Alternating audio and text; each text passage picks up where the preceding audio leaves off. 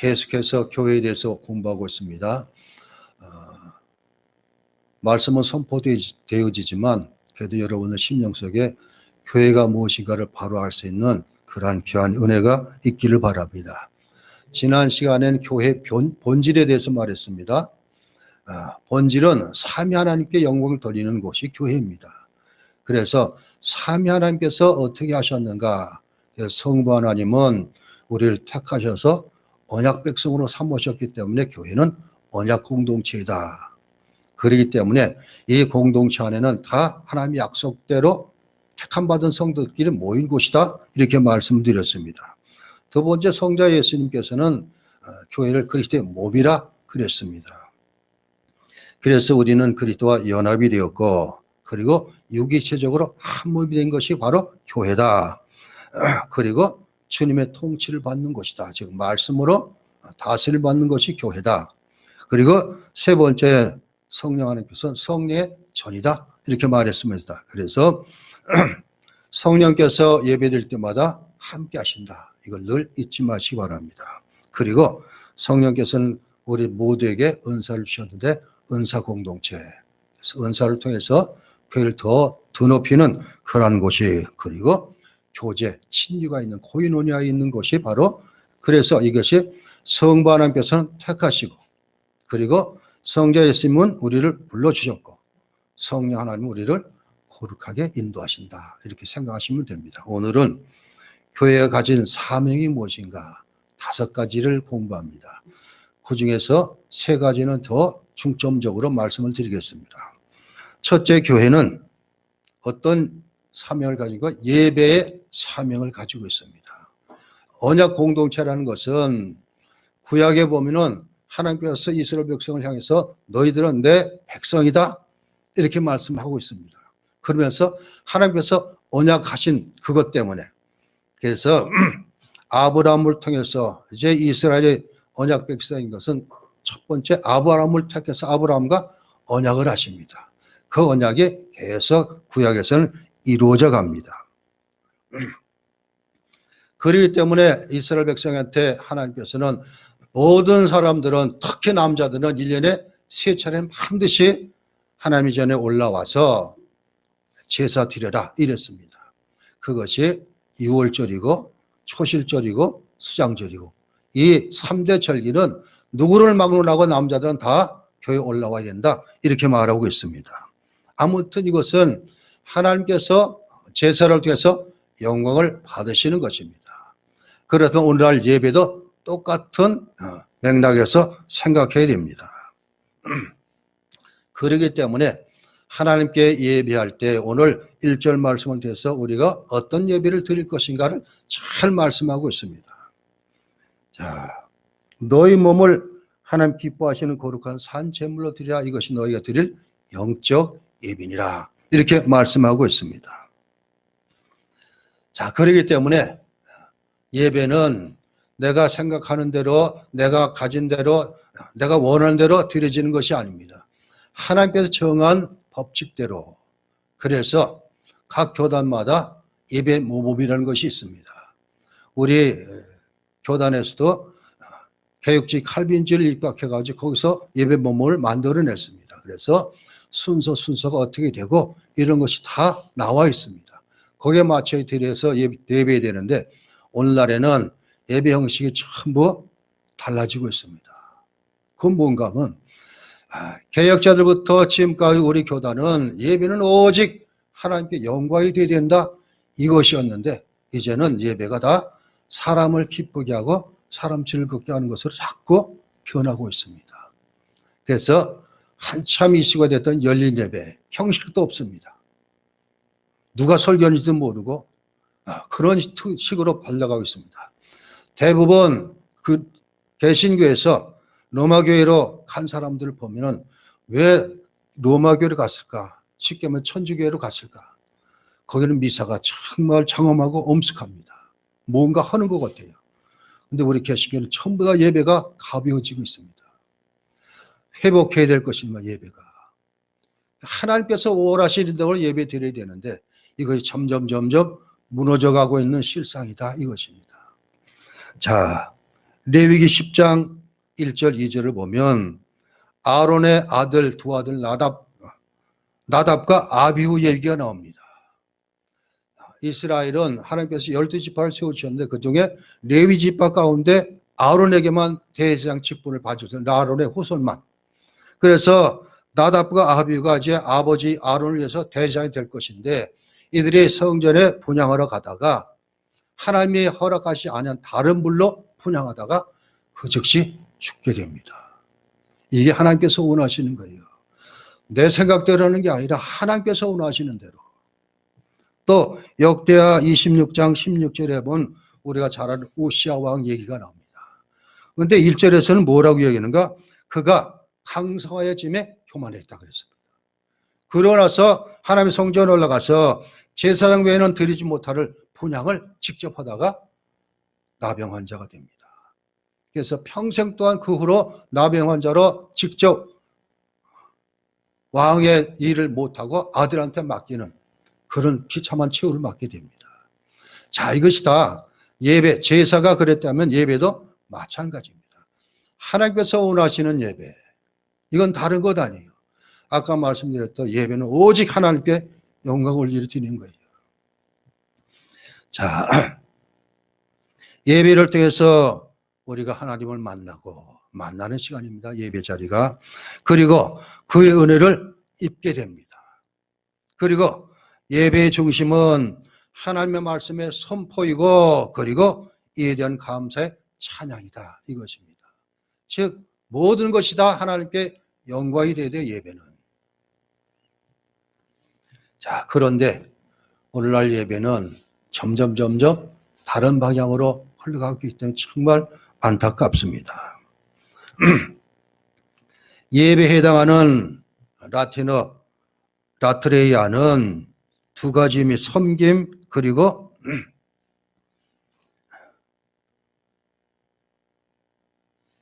봉사 이런 뜻을 가지고 있습니다.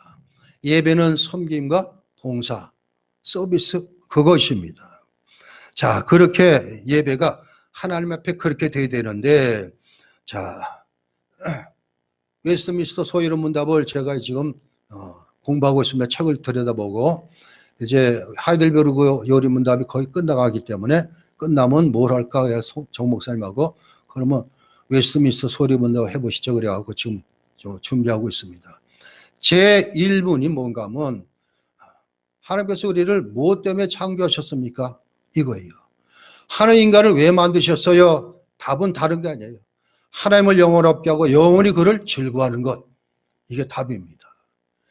우리 인간의 목적은, 사는 목적은 하나님을 영광스럽게 하고 그분을 그 안에서 우리가 영원히 즐거워하는 것. 이렇게 말하고 있습니다. 예배도 마찬가지입니다. 자, 예배를 통해서 하나님을 영원롭게 하고 그래서 시편에서 감사로 제사를 드리는 자가 나를 영원롭게 한다 이랬어요. 그럼 우리가 어떤 자세로 하나님께 예배를 드려야 돼요? 감사하는 마음으로. 그래서 감사하는 것이 다 어디서 나타나요? 드리는 것으로 나타납니다. 예배는 하나님부터 주시는 것이 있는가 하면 우리가 드리는 것이 있습니다. 근데 예배를 보면 하나님께 주시는 것은 딱 한 가지 있는데 나머지는 전부 다 드리는 거예요. 이것이 온전히 조화가 이룰 때 이게 감사의 제사가 되는 것입니다. 자, 드리는 것이 무엇입니까? 기도가 드리는 것입니다. 헌금이 드리는 것입니다. 찬송이 다 드리는 거예요. 이 기도, 봉헌, 그리고 찬송이 다 감사가 묶여져 있을 때 하나님께서 말씀으로 우리에게 주시는 것입니다. 예배 자리가 바로 그런 자리인 것을 알고 늘 예배 때마다 감사하시는 여러분 되시기를 주 이름으로 축원합니다.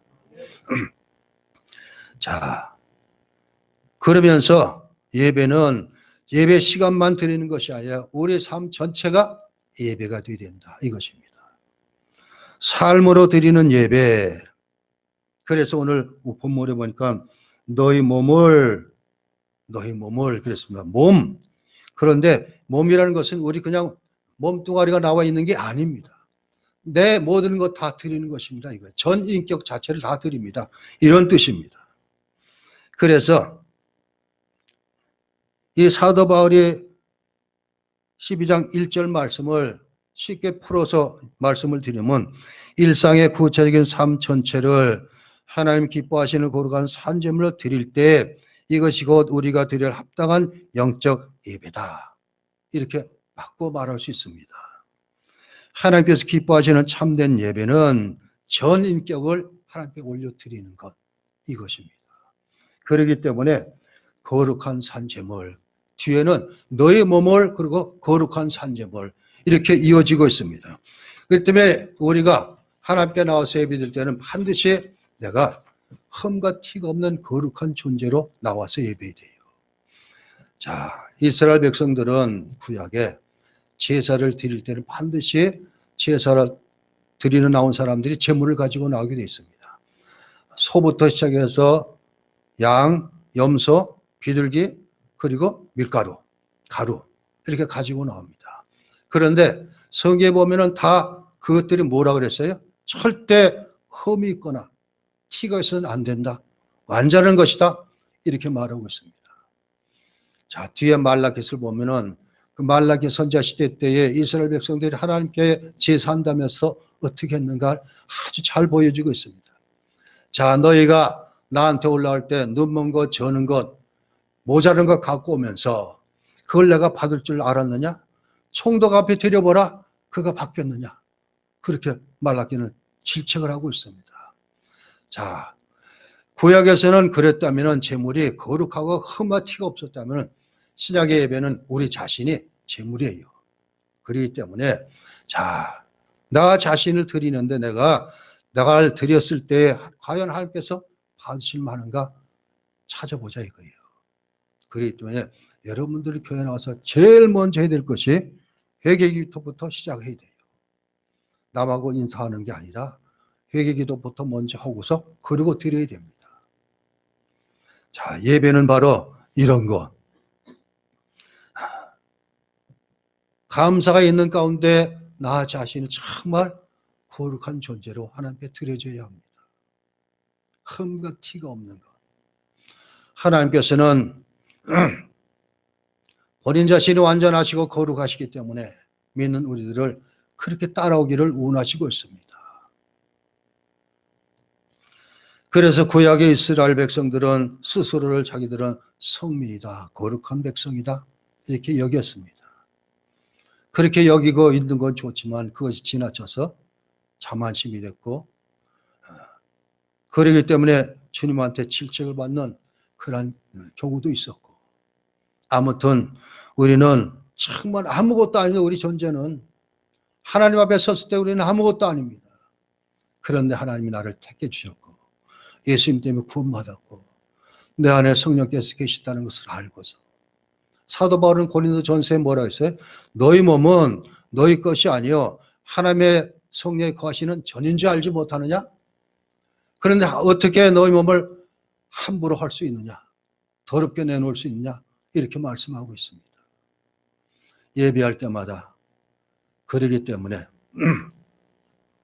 미국의 청교들이 들어가가지고 미국을 건설할 때는 그랬습니다.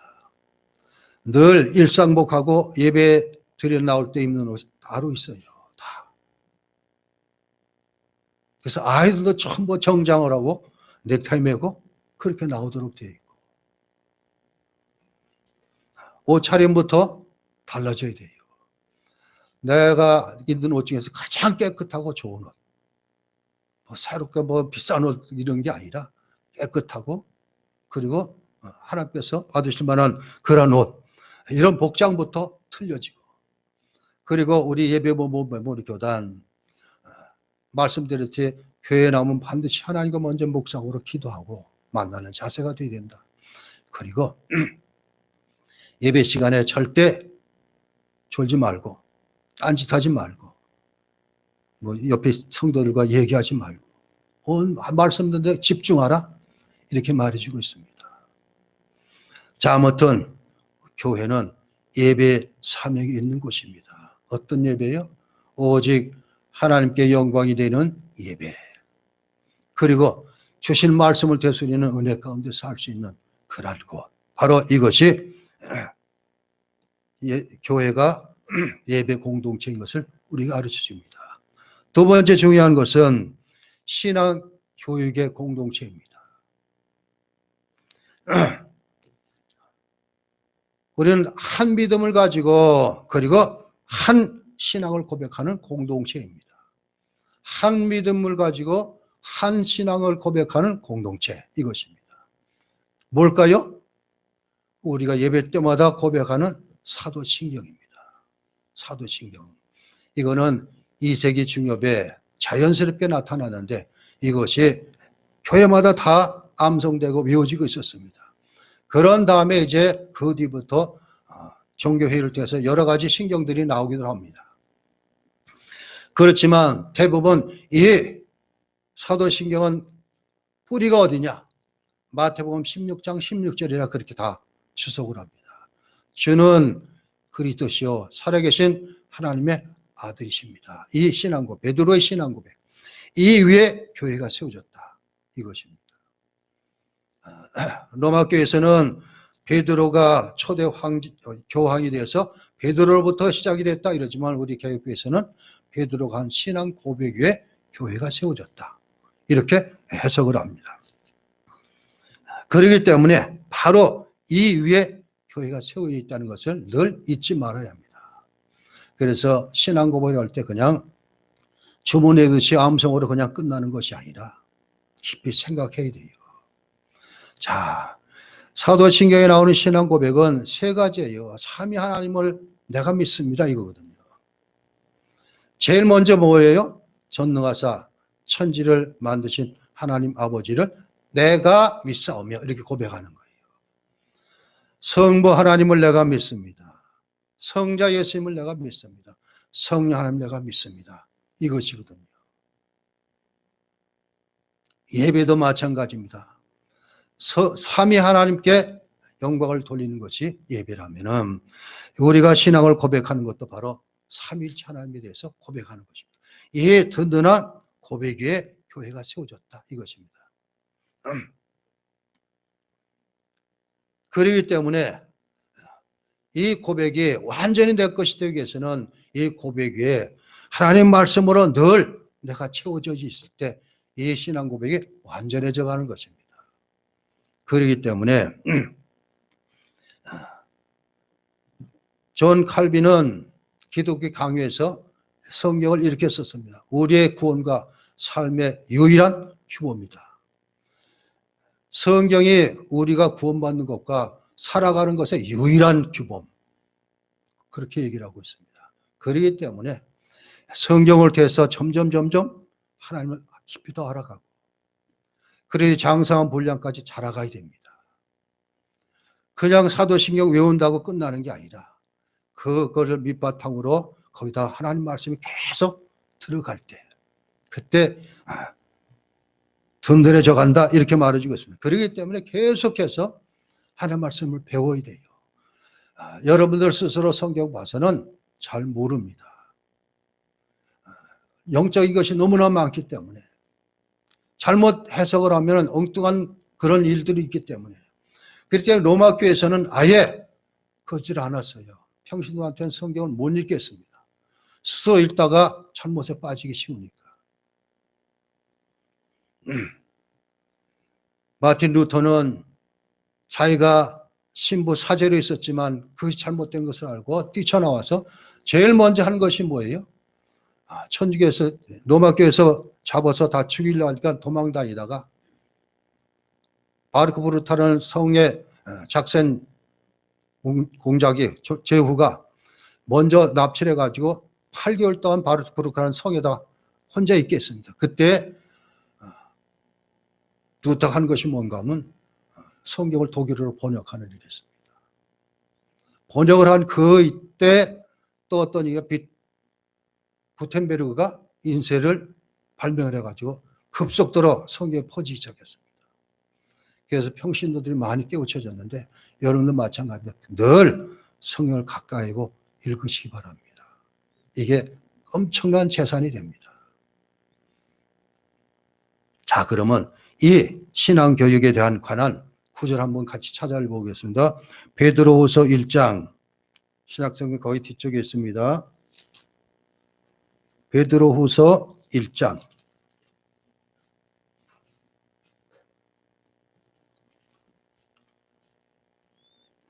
12절로부터 21절까지 이게 신앙교육에 대한 알아가는 것에 대한 말씀을 주고 있기 때문에 같이 읽어봅니다. 베드로후서 1장 12절, 제 성경은 신약성경 384면입니다. 자, 베드로후서 1장 12절부터 같이 읽습니다. 그러므로 너희가 이것을 알고 이미 있는 진리에 서 있으나 내가 항상 너에게 생각나게 하노라. 내가 이 장막에 있을 동안에 너희를 깨워 생각나면이 옳은 줄로 여기노니 이는 우리 주 예수 그리스도께서 내게 지시하신 것 같이 나도 장막을 벗을 날 것임이 임박한 줄을 알미라. 내가 힘써 너희로 하여금 내가 떠난 후에라도 어느 때나 이런 것을 생각나게 하려 하노라. 우리 주 예수 그리스도의 능력과 강림하심을 너희에게 알게 한 것이 교회 만든 이야기를 따른 것이 아니요 우리는 그의 크신 위엄을 친히 본 자라. 지극히 큰 영광 중에서 이러한 소리가 그에게 나가기를 이는 내 사랑하는 아들이여 내 기뻐하는 자라 하실 때에 내가 하나님 아버지께 존귀와 영광을 받으셨느니라. 이 소리는 우리가 그와 함께 거룩한 산에 있을 때에 하늘부터 난 것을 들은 것이라. 또 우리에게는 더 확실한 예언이 있어 어두운 데를 비추는 등불과 같으니 날이 새어 샛별이 너희 마음에 떠오르기까지 너희가 이것을 주의하는 것이 옳으니라. 먼저 알 것은 성경의 모든 예언은 사설에 풀 것이 아니니 예언은 언제든지 사람의 뜻으로 낸 것이 아니요 오직 성령의 강동하심을 받은 사람들이 하나님께마다 말한 것입니다. 베드로 사도는 본인 자신이 경험했던 엄청난 사건이 있습니다. 이게 변화산 사건입니다. 그 사건을 목격하고 그 자리에 베드로가 너무나 좋아서 초막셋을 짓고 여기 함께 있읍시다 이랬지만, 그러나 베드로가 뒤에 이 성경을 쓰면서 뭐라 그랬어요? 자기가 그 신비한 것을 봤음에도 불구하고 그보다 더 확실한 것이 있다. 그게 뭡니까? 19절에 더 확실한 예언이 있는데 이 바로 성경이에요. 성경. 자, 그래서 성경을 더 깊이 알아가시는 여러분 되시기를 주 이름으로 축원합니다. 그 다음에 세 번째는 사귐, 교제의 공동체입니다. 친교의 공동체라 이것입니다.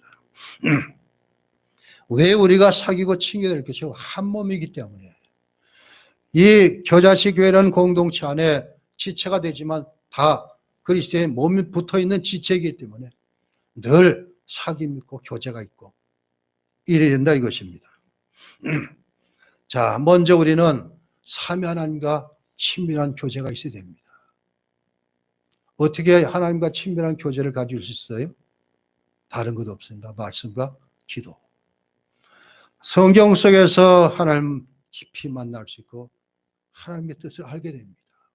그런데 그걸 더 확실히 하려면 내가 그 말씀 가지고 기도할 때 그렇듯이 하나님과 먼저 친밀한 사귐이 있은 다음에 성도들 간에도 교제가 있어야 돼요. 그렇기 때문에 이 성도 간의 교제라는 것은 나를 주장하고 나를 내서는 절대 안 됩니다. 전부가 다 스스로 낮아져야 돼요. 교만한 사람이 있으면 안 돼요. 교회 분쟁이 일어나는 것이 바로 그것입니다. 왜 인류가 타락했습니까? 교만과 욕심 때문에 타락했어요. 창세기 3장에 선악과 나무 실과를 따먹은 것, 이것 때문에. 아담 하와가 본즉 뭐라 그랬어요? 먹음직도 하고 보암되고 탐스럽게 할 만큼. 뱀이 뭐라고 했어요? 너희 눈이 밝아져 하나님처럼 될 것이고 이랬어요. 교만과 욕심이 죄의 근원입니다. 교회는 절대 성도들 간에 이게 있어서는 안 돼요. 특히 누굴 정죄하고 이런 거 절대 해서는 안 됩니다. 똑같은 죄인이에요. 하나님 보실 때는 다 죄인이에요. 다 토토리 키재기지. 누가 낫고 이게 없습니다. 그렇기 때문에 교회가 교제 공동체 되려면은 겸손해질 수뿐이 없어요. 남을 나보다 낫게 여기는 일, 바로 이것입니다. 그래야지 이 친교 공동체로 교회가 든든히 세워져 갈 수 있습니다.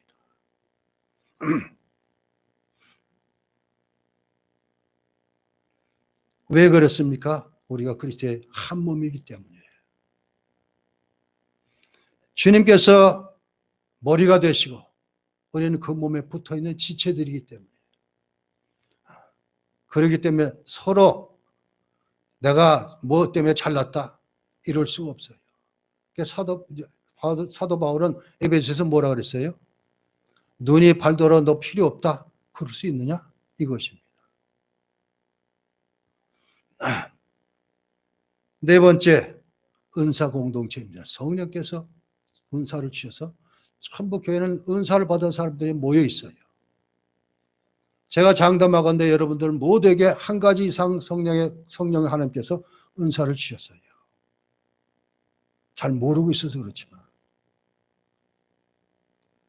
자, 여러분들은 지금 코로나19 때문에 대부분 예배가 대면 예배를 못하고 있습니다. 저는 다행인 것이 우리 교회는 그래도 대면 예배를 드릴 수 있고 여러분들이 나오기 때문에 이것도 은사예요. 예배 드릴 것이.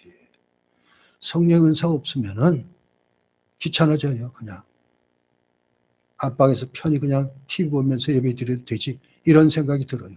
그렇지만 여러분들은 하나님을 사랑하고 성령께서 은사를 주셨기 때문에 예배 자리에 나오는 것입니다. 그래 다 가지고 있어요. 그런데도 그것을 제대로 사용하지 못하기 때문에 그렇습니다. 자, 그래서 사도 바울은 에베소서 4장 11절 12절에 뭐라 그러는가? 그가 어떤 사람은 사도로, 어떤 사람은 선자로, 어떤 사람은 복음 전하는 자로, 어떤 사람은 목사와 교사로 삼으셨으니 이는 성도를 온전하게 하여 봉사를 하게 하며 그리스도의 몸을 세우려 함이니라. 이렇게 적고 있습니다. 직분자를 세워주신 것은 교회를 통해서 전부 다 그리스도의 몸을 세워가는 것입니다. 그렇기 때문에 받은 은사를 전에도 말씀을 드렸지만 고린도전서에 은사장이 나옵니다. 12장이 은사장이에요. 고린도 12장에 보면 뭐 병 고치는 은사, 신의 은사, 뭐 예언의 은사 별것이 다 나와요. 그리고 12장 마지막 절에 그러나 이보다 더 큰 은사를 삼아라 그러면서 13장이 나와요. 사랑장이 나옵니다. 그러니까 사도 바울은 우리가 받은 모든 은사는 다 있지만 그래도 사랑의 은사가 제일 크다 이렇게 말하고 있으면서 그리고 14장에서는 그 은사를 교회에서 어떻게 사용할 것인가? 반드시 덕을 위해서, 교회의 덕을 위해서 사용하라 그랬어요. 나를 드러내려고 사용하는 것이 아니라 그래서 나는 방언의 은사를 받았기 때문에 기도할 때 새벽에 나서 방언하고 나는 방언 은사를 가졌다 이런 것이 아니라 그래서 사도 바울은 반드시 방언하면 통역하는 사람이 같이 있어야 된다 이렇게 말해주고 있습니다. 그런데 오늘날에는 우리 현대교회에서는 어땠습니까? 오순절 은사주의 이것 때문에 방언의 은사가 구원의 길인 것처럼 그렇게 잘못 이해되고 있고 그래서 그런 것을 받아들이는 개신교 다른 교단에서도 참 방언의 은사를 받으려고 막 연습을 하고 또 봉사마다 뭐 은사를 주겠다 이러고 이런 잘못된 길로 너무나 빠져들고 있었습니다. 자, 여러분들은 성령께서 여러분들이 예수 그리스도를 나의 주 나의 주님이십니다. 고백했을 때 성령께서 함께 계셔요. 그리고 성령께서 나를 인도해 가십니다. 그러면서 신앙생활을 위해서 여러 가지 은사를 주셨어요. 그 은사를 교회를 세워가는 데 사용하시는 저와 여러분 되시기를 주 이름으로 축원합니다. 자, 그 다음에 마지막으로 가장 제 첫 번째 예배가 중요하고 그리고 마지막 다섯 번째가 중에 복음 증거의 사명이 있어요. 즉 전도하고 선교하는 일입니다. 전도하고 선교하는 일. 자, 하나님께서 구약 창세기 12장에 아브라함을 택하셨을 때에 자, 이것이 창세기 12장 2절 3절입니다. 한번 찾아 읽어볼까요? 창세기 12장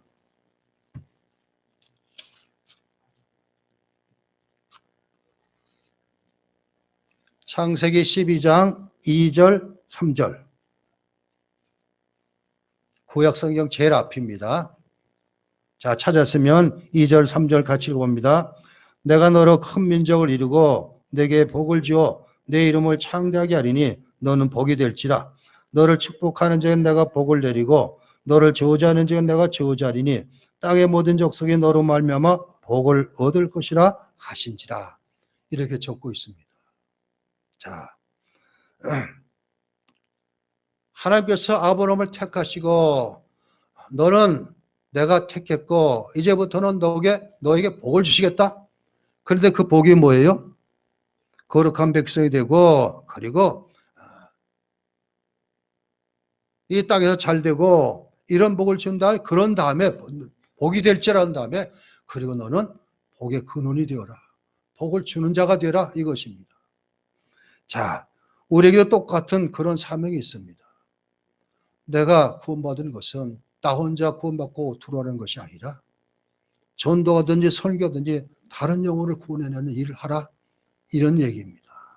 반드시 교회는 그래서 전도하고 설교하는 일은 멈춰서는 안 됩니다. 저는 교자식에 처음 왔을 때 바로 선교 주보에 나온 걸 보고서 너무나 감사했습니다. 자, 아브라함과 맺은 약속은 큰 민족이 되게 하겠다. 창대한 이름, 그리고 내가 보호하겠다. 축복의 중재자 이것입니다. 복을 나눠주는 자 이것입니다. 이제 땅의 모든 민족에게 복을 나눠줘라 이것입니다. 하나님을 알게 하고 이것입니다. 그렇기 때문에 교회는 복음 전도의 사명을 가지고 있습니다. 전도하는 일 그리고 선교하는 일 이것 늘 잊지 말고 계속 되어져야 합니다.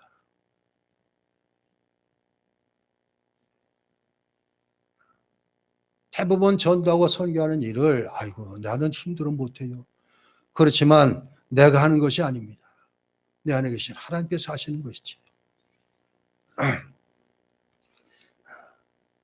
오직 우리는 하나님의 영광을 바라보며 하면 됩니다. 내가 이것 하는 것이 하나님께 얼마나 큰 영광이 되는가. 그래서 예수님께서는 이 땅에서 죄인 하나가 회개하면 천국에서 잔치를 베푸시겠다. 천하고도 안 바꾸시겠다. 이렇게 말씀하셨어요. 영혼구원이 의지처럼 너무나 중요합니다.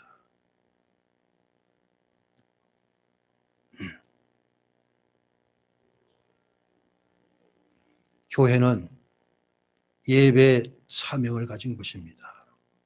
교육의 사명을 가진 것입니다. 교제의 사명이 있는 것입니다. 은사의 사명 공동체입니다. 선교, 전도의 공동체입니다. 자, 이런 교회가 되기 위해서 여러분 애쓰고 힘쓰신 여러분 되시길 바라고 자, 성경을 두 군데 찾아보고 마치겠습니다. 디모데후서 3장 15절에서 17절.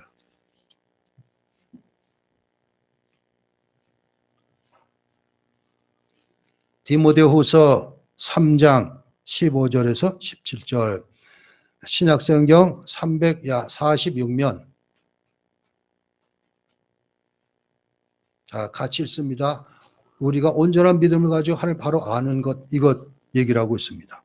15절부터 또 어려서부터 성경을 아느니 성경은 능히 너로 하여금 그리스도 예수 안에 믿음으로 말미암아 구원에 이르기는 지혜가 있게 하느니라. 모든 성경은 하나님의 감동으로 된 것으로 교훈과 책망과 바르게 함과 의로 교육해 유익하니 이는 하나님의 사람으로 온전하게 하며 모든 선을 행할 능력을 갖추게 하려 함이라. 왜 우리가 하나님보다 깊이 알고 예배하고 그리고 계속 배워야 될 것인가? 성경을 배워야 될 것이야. 이것입니다. 또 하나는 구약성경 다니엘서 12장. 다니엘 12장 마지막 장입니다. 다니엘서. 제 성경으로는 구약성 1255면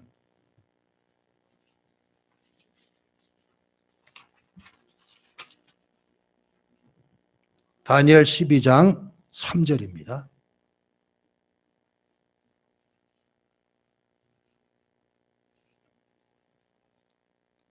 자, 다니엘서 12장 3절. 구약 성경 1255나 1256쪽에 있을 것입니다. 12장 3절 같이 읽습니다. 지혜 있는 자는 궁창의 빛과 같이 빛날 것이요 많은 사람을 옳은 대로 돌아가게 한 자는 별과 같이 영원토록 빛나리라. 전도 선교하는 일 기도하겠습니다. 하나님, 계속해서 교회가 어떤 곳인가 우리가 배웠습니다. 참된 교회 5대 사명은 예배의 사명이 있는 것이고 하나님 알아가는 교육의 사명이 있는 것이고 하나님과 그리고 성도 간의 교제가 있는 그러한 사명이 있고 은사를 사용하는 그런 사명이 있고 그리고 복음진거의 사명이 있는 것을 알았습니다. 우리 겨자씨 교회는 모든 성도들이 이 5가지 사명을 가지고 교회를 나오며 그리고 교회를 바라보며 교 앞에 헌신하고 충성하는 은혜가 늘 충만하기를 바랍니다. 그래서 이제 교회 나올 때마다 이런 걸 생각하면서 하나님께 드려질 만한 산 제물되고 거룩한 삶이 되는 귀한 은혜 복을 허락하여 주옵소서. 예수 그리스도 이름으로 기도하옵나이다. 아멘.